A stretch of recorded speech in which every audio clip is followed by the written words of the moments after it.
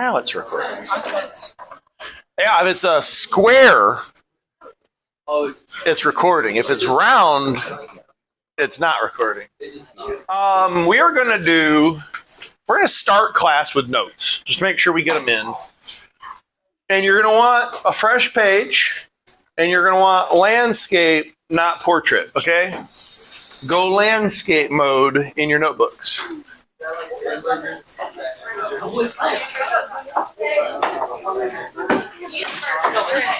Like this, not like this. Hamburger and hot dog is how you fold it. You're not folding it. Oh my heavens. Landscape, not portrait. Nobody's folding the paper. All right, guys, are you ready for some absolutely amazing artwork? Shh. Try to stay with me. We're trying to make a decent recording here, too. I appreciate it for anybody that's not here and for the YouTube. You know, we are looking at what ocean? The Pacific. We're specifically looking at the Pacific. And then we have, does anybody know what mountains these are right here? No, the Rockies are over here. No, the Appalachians are over here. The Himalayas. The Himalayas are over here. Oh my! All right, shh, you'll never guess. You'll never guess. You'll never guess. Those are down here. These are the Cascades. They're volcanic. Shh. Guys, this really goes well. It ties climate. This lesson ties climate to what we've been learning about plate tectonics. Okay, so let me zoom in just a smidgen, if you prefer. Remember, there's that plate right here, that small plate. Okay, from the divergent plate boundary lesson that we had. Right here. Volcano, volcano, volcano, volcano, volcano, volcano, volcano, volcano, volcano. The Cascades are a line of volcanic mountains, and they're a result of the subduction of this little plate under the North American plate. Do you see a dramatic trench here? No. So you don't see a dramatic trench there, but there is subduction going on. So this tiny little plate is going under, and then some of that material is getting like melted and then released up to form these volcanoes. Forgive me if I'm not using technical terms. Okay? So we have a volcanic chain called the Cascades. Seattle, Washington. What do we know about Seattle as far as climate? It's cold. It's not that cold, actually. Now, how far north it is, you might think it'd be cold, but because you have the Pacific Ocean right there and the prevailing winds come out of the west, that keeps Seattle relatively warm because it's so close to the ocean. Does that make sense? Also, it's really close to the ocean and the prevailing wind is out of the west, so it gets lots of what? Sorry. I apologize. Thank you. I just wanted to you want to learn about the orographic effect? No. He's like, no. Okay. So it gets lots of rain. Guys, let's take a moment. Draw with me. We're going to draw our layout here, our setup on the board. Okay, I'm going to back up just a little bit. Now, this is highly technical drawing. Try to keep up. First, I'm going to draw the land features. So we have along the coast, and then we have a beautifully accurate depiction of a volcanic mountain chain. Okay, beautiful. And then we have the land, and then further off to the east, we have a chain of Rockies, right? So we have the Cascades, and I don't know what that is. We have the Rockies. This is the profile shot, so you only see like single file. What? You want us to draw this throughout the whole page or just like in a little smaller? You decide. Probably put this as the bottom. Okay. Okay. That's okay if you didn't. It's fine. If you left a little bit of room for words and things around it, that's even better. All right. Now, all the way off to the west, we have what? Because of the Pacific. Okay, so we've got the Pacific out here. Now, the air over the Pacific, is being driven to the east by the wind. Everybody track it. We have a westerly prevailing wind, meaning the wind comes from the west and goes toward the east. Everybody follow? Yeah. All right. So we've got the wind. Now, in the air that is being driven by the wind over the Pacific Ocean, whose waters over here are relatively warm, what do you think is in that air? Water, yes. Yes, so we have very humid air. It's carrying plenty of moisture. Humid air. That humid air is going to be forced up. Why? Because the Cascades are in the way. The air has to go up over it. That is called orographic lift.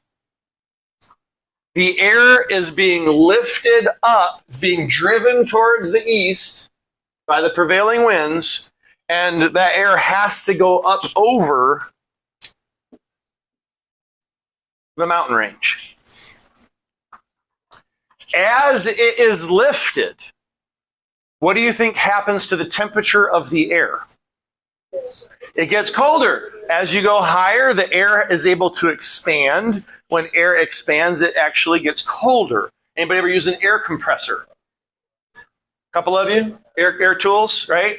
The air coming out of the air tool is what? It's cold because it's expanding. It has been compressed.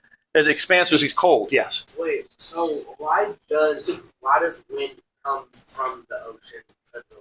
Oh, I'm glad you asked. So I actually put it in our tracker.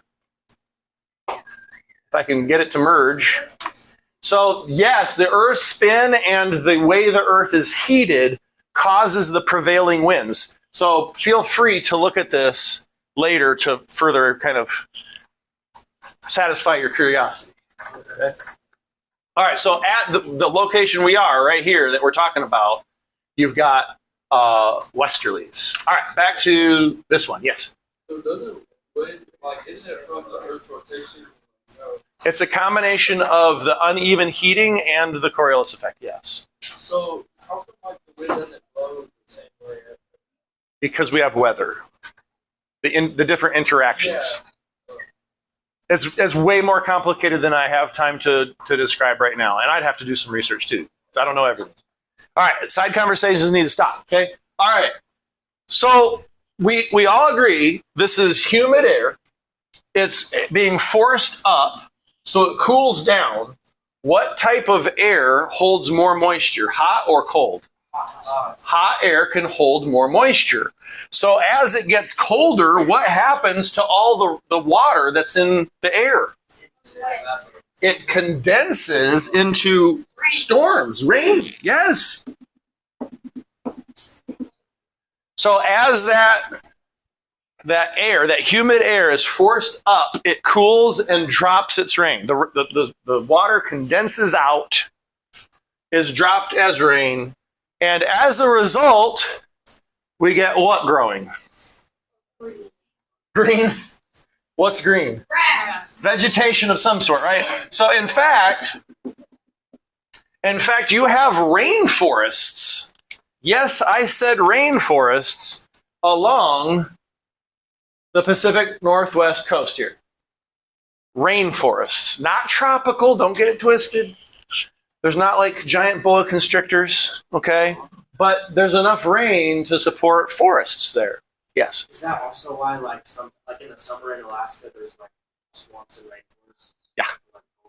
Yes, along this part of Alaska for sure. Yes. We're not talking about the Amazon rainforest. We're talking about the Pacific Northwest rainforest. Okay, so what we have as a result of this, most of the water gets wrung out on what's known as the windward side. This is the windward side of the mountain range. Where the wind is coming from, that side of the mountain range is called the windward side.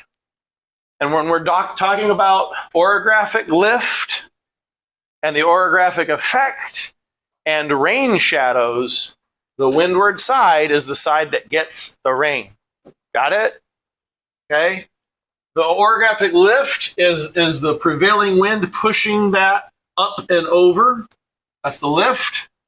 The orographic effect is the precipitation, right? If the result, the effect of that lift is precipitation. Everybody follow? Now, the outcome for this side, the leeward side, the downwind side, if you will, is that it's very wet on that side of the mountain. Dry. So we have semi-arid or arid climates. A lot of the moisture has been wrung out. So check it out. I'm going to use, drop my marker. I'm going to use an analogy. You guys know what an analogy is, right? Yeah. Okay. Let's say this t-shirt is like the air. And it's sopping wet, okay? Like it's dripping wet. It's soaked. Got it? It's being pushed by the prevailing winds. As it is lifted by that prevailing wind up over the mountain, the effect, the orographic effect, is that the air gets wrung out. Does that make sense? The air gets wrung out and it drops most of its moisture as precipitation. I thank you for that. I'm glad it makes sense. Now, once the air comes to this side, does that air just fly straight across? Some of it, but some of it's going to swirl down, right? Okay. So that air, as that wrung out air, it's still got a little moisture, and that'd be like damp, right? As it comes down, what happens to air as it drops in elevation? It gets warmer. It compresses and gets warmer. So is this going to condense into clouds? No. You're going to have clear blue skies and very little rain in this area. That's what makes it semi-arid, okay? Now, that same air, though, it's still being driven east by the prevailing wind. As it gets closer to this mountain range, what does it have to do? It has to get over that mountain range. And this is a bigger mountain range. So this mountain range is really, it's going to get like, twist it, right? It's going to wring it out. So, once again, that wind gets driven up. That's the orographic lift. And then what's the orographic effect? It's going to rain, which means what kind of stuff? We're going to have vegetation. Okay? Look what we have. We have vegetation along the coast. We have the Cascades. We have what's called a rain shadow.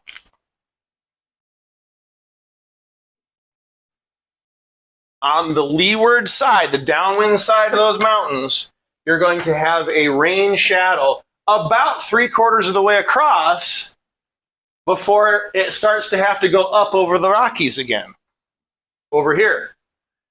By the way, guys, how many of y'all like McDonald's French fries? You hate them?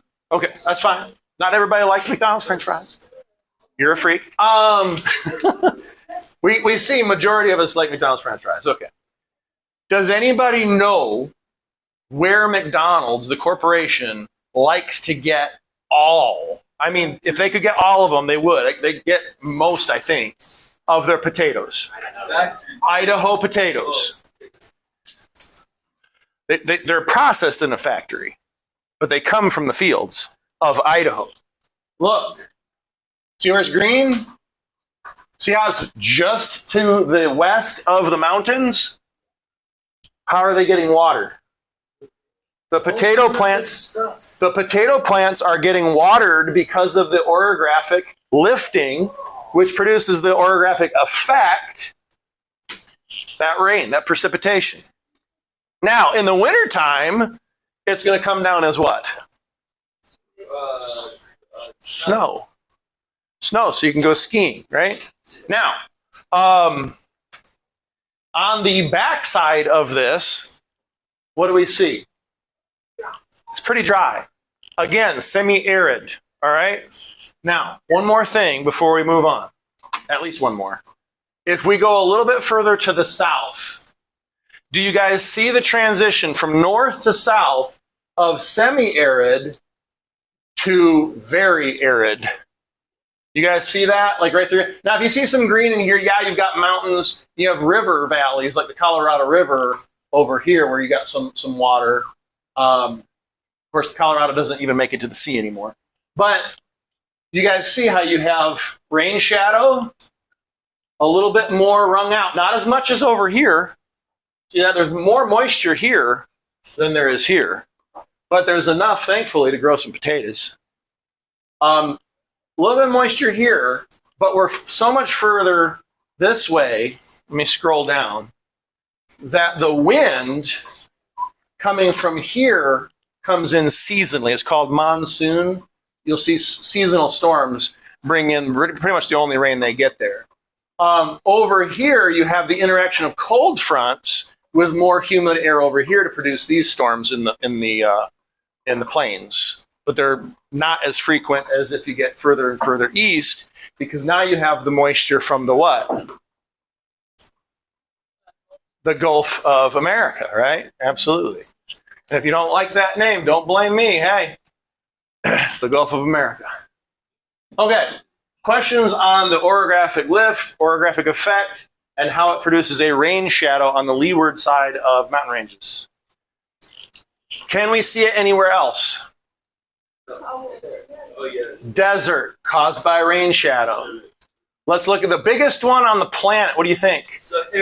Guys, if rain shadows are caused by mountain ranges, the Himalayas, let's take a look.